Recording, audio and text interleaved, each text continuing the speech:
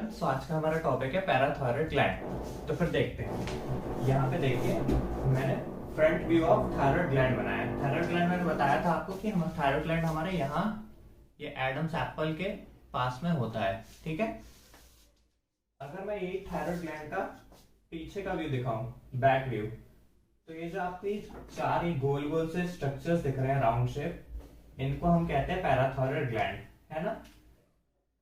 4 इन number, 4 parathyroid gland होते हैं हमारे थायरॉयड ग्लैंड के पीछे। ठीक है, present on back side of thyroid gland, है ना, back side of thyroid gland. One pair present on each lobe. Each lobe माने एक लोब में, एक लोब में एक पेयर ऑफ पैराथायरॉयड ग्लैंड होगा। पेयर माने 2 इन नंबर, है ना। जैसे हम एग्जांपल के तौर पर देखें कि हम बोलते हैं कि 1 पेयर ऑफ शूज, है ना, एक पेयर में 2 जूते आते हैं। ठीक है, तो मतलब मैंने आपको बताया था कि हमारा थायरॉयड ग्लैंड 2 लोब से मिलकर बना है ना। तो ईच लोब माने एक लोब, एक लोब में होगा हमारा एक पेयर ऑफ पैराथायरॉयड ग्लैंड। ठीक है, तो टोटल हमारे 4 पैराथायरॉयड ग्लैंड्स हो जाते हैं, है ना। Then it contain chief cells. वैसे तो 2 टाइप के सेल्स होते हैं हमारे पैराथायरॉयड ग्लैंड में, एक चीफ सेल्स होते हैं और एक ऑक्जेंटिक सेल्स होते हैं। बट जो ऑक्जेंटिक सेल्स होते हैं उनका वर्क अभी तक अननोन है। ठीक है, तो जो चीफ सेल्स होते हैं वो सिक्रेट करेंगे हमारे पैराथॉर्मोन, या फिर हम उसे पैराथायरॉयड हार्मोन भी कह सकते हैं, या तो शॉर्ट फॉर्म में पीटीएच। एंड ये एक पेप्टाइड हार्मोन होता है। पेप्टाइड वर्ड जहां भी आए मतलब आप समझ जा रहे हैं कि प्रोटीन से रिलेटेड है, प्रोटीन। ठीक है, मतलब ये एक प्रोटीनिशियस हार्मोन है। ठीक है, इतना हो गया। अब इसके फंक्शन देख लेते हैं। In case of low level of calcium in blood, अगर हमारे ब्लड में कैल्शियम का लेवल बहुत ज्यादा कम हो गया है, तो फिर then the chief cells are activated to produce PTH, parathyroid hormone, which performs its function by following feedback mechanism. ठीक है, अब यहाँ देखते हैं low level of calcium in blood.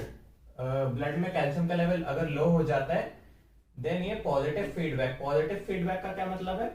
Positive feedback मतलब किसी चीज को स्टिमुलेट करना। ठीक है, और नेगेटिव फीडबैक मतलब किसी चीज को इनहिबिट करना। ठीक है, ये क्वेश्चन अभी तो आपको कुछ नहीं आएगा, लेकिन मेडिकल में फर्स्ट ईयर में आते हैं ये सब कि होम्योस्टेसिस बताइए with the help of positive feedback mechanism, और कोई एक चार्ट बना के दिखाओ। इस टाइप के क्वेश्चंस आते हैं आपसे। तो अभी कोई नहीं पूछेगा कि पॉजिटिव फीडबैक क्या है, नेगेटिव फीडबैक क्या है, बट फिर भी बेसिक है तो इतना तो समझ में आना चाहिए। पॉजिटिव मतलब स्टिमुलेट करना, नेगेटिव फीडबैक माने इनहिबिट करना। ठीक है, तो लो लेवल ऑफ कैल्शियम है, जिसके कारण पॉजिटिव फीडबैक के थ्रू हमारा पैराथायरॉयड ग्लैंड को ये स्टिमुलेट करेगा। ठीक है, पैराथायरॉयड ग्लैंड में हमारे होते हैं चीफ सेल्स। देन ये चीफ सेल्स हमारा पीटीएच बनाएंगे, पैराथायरॉयड हार्मोन को, जिसके कारण it increases calcium uptake in blood, है ना। पैराथायरॉयड हार्मोन हमारा कैल्शियम अपटेक बढ़ाएगा ब्लड के अंदर तीन जगह से।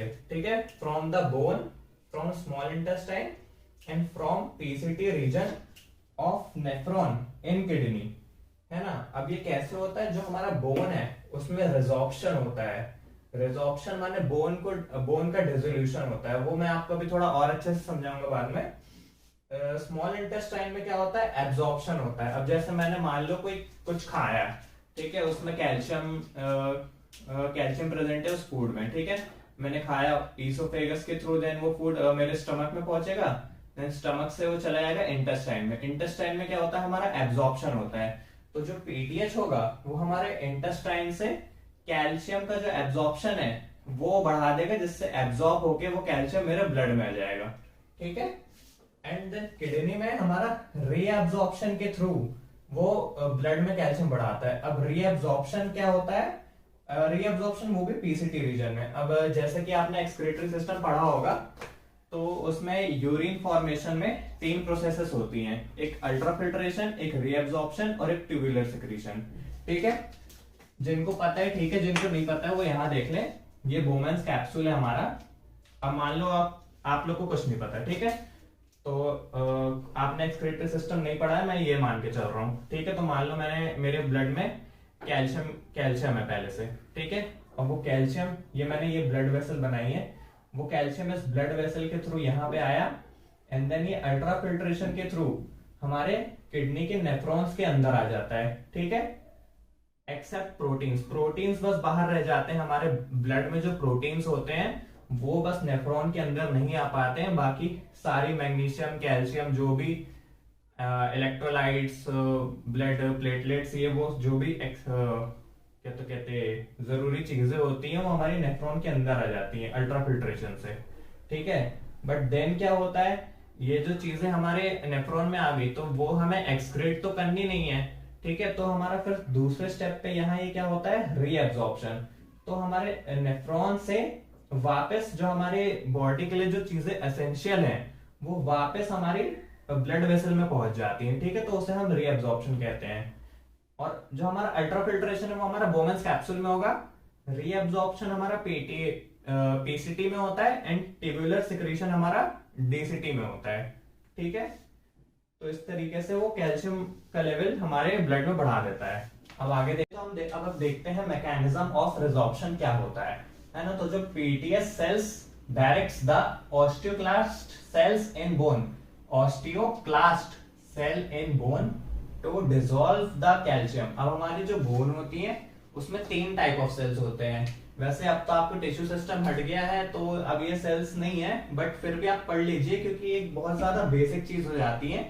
क्योंकि मेडिकल में फिर आप आएंगे तो आपको कोई नहीं बताएगा कि ऑस्टियोब्लास्ट क्या है, क्लास्ट क्या है। तो मैं आप अभी पढ़ लीजिए, थोड़ा याद रख लीजिए, बहुत बेसिक चीज है। क्योंकि ये वैसे तो 3 टाइप के सेल होते हैं, osteoblast, osteoclast and osteocyte. Osteocyte bone binding cell होती है, ऑस्टियोब्लास्ट बोन फॉर्मिंग होती है।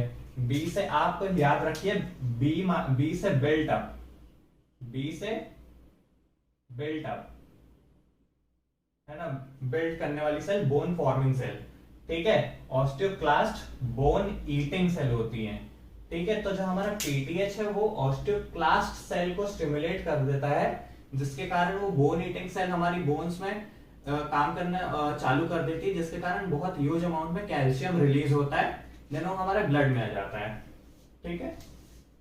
देन यहाँ देखिए PTH is antagonistic to thyrocalcitonin, है ना। अब थायरोकैल्सिटोनिन क्या होता है, थायरोकैल्सिटोनिन आप पीछे पेज पलटा के देख सकते हैं। मैंने आपको थायराइड ग्लैंड में बताया था कि थायराइड फॉलिकल्स होते हैं, थायराइड फॉलिकल्स में फॉलिकुलर सेल्स होते हैं जिसके जो हमारे T3 T4 बनाते हैं। बट वहीं पे आप थोड़ा देखें तो नीचे पैराफॉलिकुलर सेल्स भी बताए थे मैंने आपको। तो जो पैराफॉलिकुलर सेल्स होते हैं वो हमारा थायरोकैल्सिटोनिन बनाते हैं। लेकिन एंटागोनिस्टिक का क्या मतलब है, एंटागोनिस्टिक मतलब पीटीएच एंड टीसीटी का वर्क दोनों से एकदम ही अपोजिट है, ठीक है, एकदम ही अलग है, कुछ भी सेम वर्क नहीं करते, एकदम एक दूसरे के अपोजिट है दोनों, है ना। क्योंकि पीटीएच जो है वो हमारा कैल्शियम का लेवल ब्लड में इंक्रीज करता है, बट ये दूसरी तरफ देखें तो जो हमारा टीसीटी है वो कैल्शियम का लेवल ब्लड में डिक्रीज करेगा। हाँ, बट जो टीसीटी है वो ब्लड में तो डिक्रीज कर रहा है, बट हमारी जो बोन है, टीसीटी कैल्शियम का लेवल हमारी बोन में बढ़ाता है और पीटीएच कैल्शियम का लेवल हमारी बोन में घटा रहा है, ठीक है। तो इन दोनों के फंक्शन एकदम ही ऑपोजिट है। Thus PTH is a hyper calcemic hormone. Hyper माने ज्यादा, कैल्शियमिक माने कैल्शियम, है ना। अब पीटीएच को हाइपर कैल्शियमिक क्यों बोल रहे हैं, क्योंकि क्या तो कहते हैं जैसे हमारा टीसीटी है, टीसीटी भी तो हमारा कैल्शियम का लेवल बढ़ा रहा है बट वो बोन में बढ़ा रहा है। बट यहाँ पे हम हाइपर कैल्शियमिक इसको इन रिस्पेक्ट टू ब्लड की बात कर रहे हैं, है ना, कि ब्लड में कैल्शियम का लेवल कौन बढ़ा रहा है। तो ब्लड के हिसाब से, अगर ब्लड के हिसाब से के रिस्पेक्ट में देखें तो पीटीएच हमारे कैल्शियम लेवल्स को ब्लड में बढ़ाता है, तो वो हाइपर कैल्शियमिक हो गया ब्लड के लिए। तो फिर टीसीटी हमारा ब्लड के लिए हाइपोकैल्शियमिक होता है, ठीक है। देन यहाँ देखते हैं, नोट करके मैंने, ये एक एनसीईआरटी की ही लाइन है, PTH is regulated by circulating levels of calcium in blood। अब इसका क्या मतलब होता है, जो हमारा PTH पैराथायरॉइड हार्मोन होता है वो तभी रिलीज होगा, वो circulating levels of calcium in blood के हिसाब से ही रिलीज होता है। मतलब मान लो हमारे ब्लड में अगर कैल्शियम का लेवल कम है तो वो रिलीज होगा, अगर ब्लड में हमारे कैल्शियम का लेवल ज्यादा है तो वो रिलीज नहीं होगा। मतलब वो खुद ही समझ लेता है कि ब्लड में कैल्शियम का लेवल अभी क्या चल रहा है। वो पिट्यूटरी ग्लैंड के कंट्रोल में नहीं होता है, it is not under control of anterior pituitary gland, है ना। तो फिर देखते हैं और आगे देखते हैं glands which are under control of anterior pituitary gland. Anterior pituitary gland के कंट्रोल में कौन से ग्लैंड होते हैं? एक थायराइड ग्लैंड होता है, मेमोरी ग्लैंड, एड्रीनल ग्लैंड, उसका भी cortex part and gonads. Gonads में आते हैं हमारे ओवरी एंड टेस्टिस, है ना। तो जो जैसे मैंने आपको थायराइड ग्लैंड में पढ़ाया था कि आप पीछे पेज पलटा के देख सकते हैं रेगुलेशन में, उसमें मैंने आपको बताया था कि जो हमारे T3 T4 हार्मोन्स का अगर लेवल कम होता है तो वो ब्लड वेसल के थ्रू में जाता है हमारे पिट्यूटरी के पास, है ना। देन पिट्यूटरी को पता चलता है कि अच्छा है, इसका लेवल कम हो रहा है ना। थायराइड ग्लैंड को कुछ पता नहीं चल रहा है, पिट्यूटरी को पता चल रहा है। देन पिट्यूटरी अपना थायराइड रिलीजिंग हार्मोन रिलीज करता है। देन वो थायराइड ग्लैंड को स्टिमुलेट करेगा, उसे बताएगा कि भैया जाग जाओ, तो T3 T4 का लेवल कम हो रहा है। देन थायराइड ग्लैंड है वो जागता है कि अच्छा T3 T4 हार्मोन बनाने हैं अब हमें। देन वो T3 T4 हार्मोन रिलीज करना चालू करता है। तो एंटीरियर पिट्यूटरी इन सबको रेगुलेट करता है। बट जो हमारा पैराथायरॉइड ग्लैंड है उसके केस में ऐसा कुछ नहीं है, वो खुद ही सब जान लेता है कि अच्छा कैल्शियम का लेवल ब्लड में कम हो रहा है, तो अब हम पीटीएच रिलीज कर देते हैं, है ना। और कैल्शियम का लेवल अगर ज्यादा है तो फिर वो पीटीएच रिलीज नहीं करता है ना। जैसे फॉर एग्जांपल हम मान लें कि सपोज मेरा कल एग्जाम है ना, और मेरे 3 चैप्टर बचे हुए हैं अभी भी, है ना, और रात के 12 बज गए हैं, है ना। तो फिर मैंने सोचा कि यार 3 घंटे सो लेता हूँ, देन सुबह 3 बजे उठ के पढ़ लूंगा, है ना। तो क्या होता है, अलार्म लगा के सोए, है ना, लेकिन कभी कभी क्या होता है, अलार्म बजने के पहले ही अपनी नींद खुल जाती है ना। डर के मारे सपने आते कि अब टाइम होने वाला है, तो पता चला अपने आप ही नींद खुल गई और अपने आप ही उठ के बैठ गए, है ना। बट अगर यही दूसरे केस में देखा जाए तो मान लो नॉर्मल डे है ना, कॉलेज जाना है बस, है ना, या तो स्कूल जाना, कोचिंग जाना, जहां भी, है ना, ऐसे नॉर्मल डेज है, कोई एग्जाम वगैरह नहीं है ना। तो फिर अपन आराम से सो रहे हैं, है ना। अलार्म भी कितने 5-10 अलार्म लगा के रखे हैं, है ना। जैसे मैं मेरा बता रहा हूँ तो मुझे तो उठने के लिए 6 से 7 अलार्म लगते हैं, वो भी 5-5 मिनट के गैप में। देन जब आखिरी वाला अलार्म जब तक बजता है उसके बाद जाके मेरी नींद खुलती है नॉर्मल डेज में, है ना। एग्जाम वाले डेज में तो मैं अपने आप ही एक्टिव हो जाता हूँ, कभी कभी टाइम के पहले भी उठ जाता हूँ पढ़ने के लिए, है ना। तो क्या होता है, तो फिर जब नॉर्मल डेज में मतलब क्या होता है, कोई ना कोई मतलब अपन को पुश करने वाला चाहिए रहता है।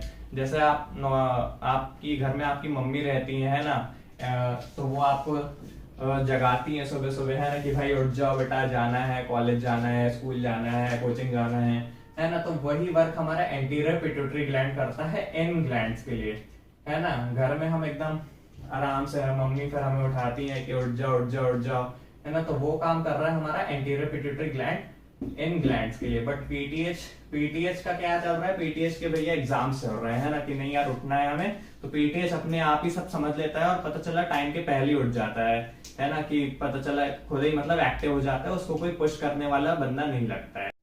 चलिए तो अब यहाँ पे देखते हैं, यहाँ पे मैंने एक चार्ट बनाया है, यहाँ पे आपको एकदम क्लियर हो जाएगा कि कौन सा हार्मोन किस तरीके से कैल्शियम लेवल को कंट्रोल करता है, ठीक है। तो यहाँ पे हमारा thyroid gland, sebaceous glands and parathyroid gland है, ठीक है। थायराइड ग्लैंड हमारा प्रोड्यूस करता है थायरोकैल्सिटोनिन, सेबेशियस ग्लैंड हमारे प्रोड्यूस करते हैं कैल्सिट्रायोल। कैल्सिट्रायोल एक विटामिन डी का एक्टिव फॉर्म को हम कैल्सिट्रायोल कहते हैं, ठीक है।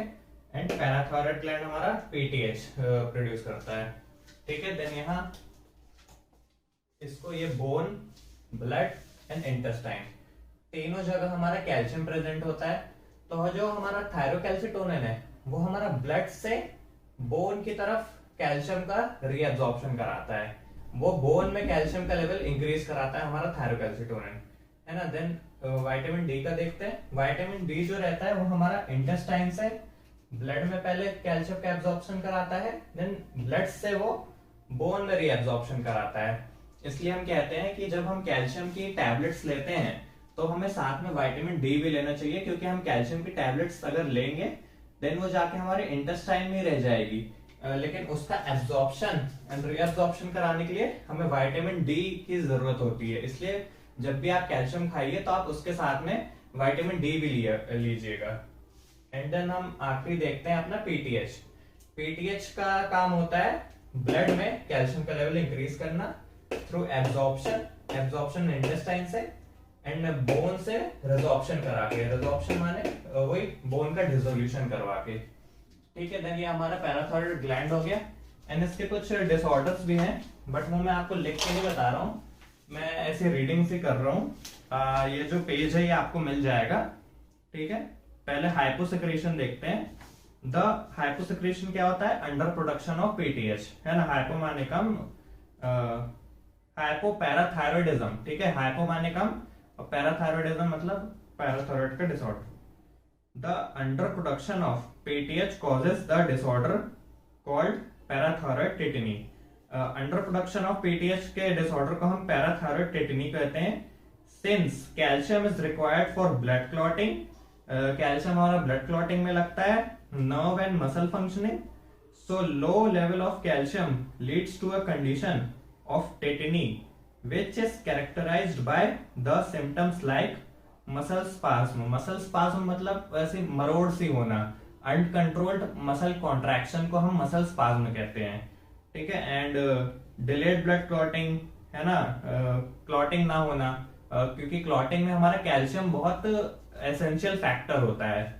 अगर कैल्शियम की कमी होगी तो डिलेड ब्लड क्लॉटिंग हो जाएगी, ठीक है। एंड कांस्टेंट बॉडी एक एंड पेन्स, बॉडी में हर वक्त ऐसा पेन सा बना रहता है अगर कैल्शियम की कमी हो जाएगी। हाइपोसेक्रेशन पीटीएच का हो जाएगा अगर, तो है ना। देन हाइपर सेक्रेशन देखते हैं।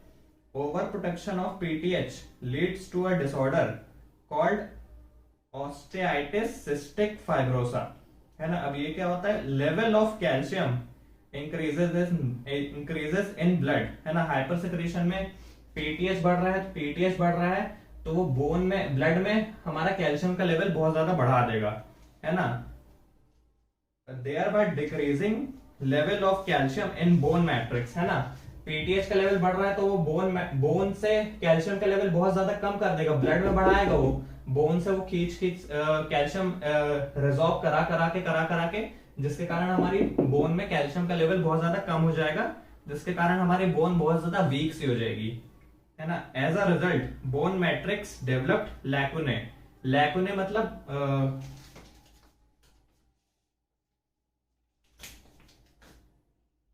समझ लीजिए हमारी बोन है तो यहां से ऐसे कैल्शियम गायब हो जाता है, तो ऐसे लैकुनस स्पेसेस से क्रिएट हो जाते हैं हमारी बोन में, which are filled by cyst and fibers, है ना, जो कि cyst and fibers से फिल हो जाते हैं। may also lead to osteoporosis, मतलब बोन का डिग्रेडेशन होने लगता है। moreover increased calcium level in blood will be filtered in kidney to pass in urine but may get deposited to form kidney stones, है ना। अगर मान लो यार, जैसे मैंने पहले बताया था कि अगर ब्लड में हमारा बहुत ज्यादा कैल्शियम का लेवल बढ़ गया है, ठीक है, तो ये हमारा बोमेंस कैप्सूल है, ठीक है। देन ये हमारी ब्लड वेसल, ऐसी रफ में जल्दी से बना दे रहा हूं मैं। तो यहाँ पे बहुत ज्यादा कैल्शियम हो गया हमारे ब्लड में, है ना। तो यहाँ से कैल्शियम आएगा एंड देन हमारे नेफ्रॉन्स के अंदर चला जाएगा, है ना। तो क्या होगा? रीअब्जॉर्प्शन के टाइम, अब यार ऑलरेडी हमारे ब्लड में बहुत ज्यादा कैल्शियम है तो हमारी बॉडी को उस कैल्शियम की रिक्वायरमेंट नहीं है, है ना। तो बहुत सा जो कैल्शियम होगा जो यूरिन के थ्रू एक्सक्रीट हो जाएगा, लेकिन कुछ अमाउंट ऑफ कैल्शियम वही किडनी में ही डिपॉजिट होने लगता है और वो डिपॉजिट होके किडनी स्टोन्स बना लेता है, ठीक है। तो यही था हमारे डिसऑर्डर्स। इसी के साथ हमारा पैराथायरॉयड ग्लैंड खत्म होता है।